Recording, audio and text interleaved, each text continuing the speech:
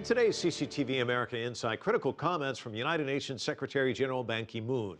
He's at the climate change conference in Warsaw. In plain language, he told world leaders that they're not doing enough to reduce greenhouse gas emissions. Take a look at why. The journal Nature Climate Change crunched some numbers and found that last year, more than 2 million pounds of carbon dioxide were pumped into the atmosphere every second. That's nearly 1,100 tons every second of the year. It's equivalent to the weight of 400 elephants or 77 school buses. And researchers say carbon dioxide emissions are growing again this year. Next year, the Secretary General is planning to hold a summit with heads of state a day before the General Assembly kicks off in New York. He broke that news to environment ministers, effectively telling them they'd better get some deals done. CCTV Special Affairs correspondent Roee Ruttenberg is in Warsaw with Insight. Yes, Mike, several of the delegations here coming under pressure to act and to act quickly. The mood is confrontational, but of course, diplomatic. Bringing in the big guns to tackle a big challenge. Ministers in Warsaw gather for their first high-level plenary session, hoping to take on climate change. Their challenge is not easy. Disagreement remains high over who's to blame and who's to pay.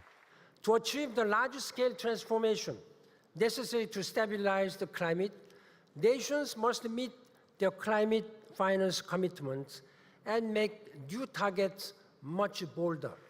Officials note there are now 140 countries with clean energy targets. But leaders from emerging countries, some of whom say they are most vulnerable, expressed dismay at the conference as rich countries like Australia, Canada, and Japan downgraded their commitments. In the backdrop, the urgency, Typhoon Haiyan, and the devastation in the Philippines. Scientists at the conference say it's not certain climate change caused the typhoon, but they are certain it made the destruction worse.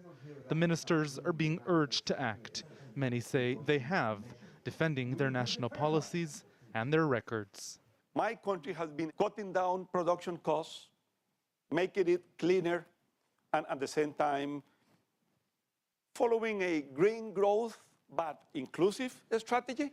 This is COP19, the UN's 19th Convention of Parties, and the woman at the top wants results. The time is now. We have been talking, we have been planning, we have been analyzing, we have been talking, we have been planning, and we have been analyzing. We've got to move into action. And there was one area where everyone seemed to agree that comprehensive problems require comprehensive solutions, a call for greater cooperation to bring about greater action. But how? The good news is there are a million different ideas floating around. The bad news is there are a million different ideas floating around. Mike, back to you.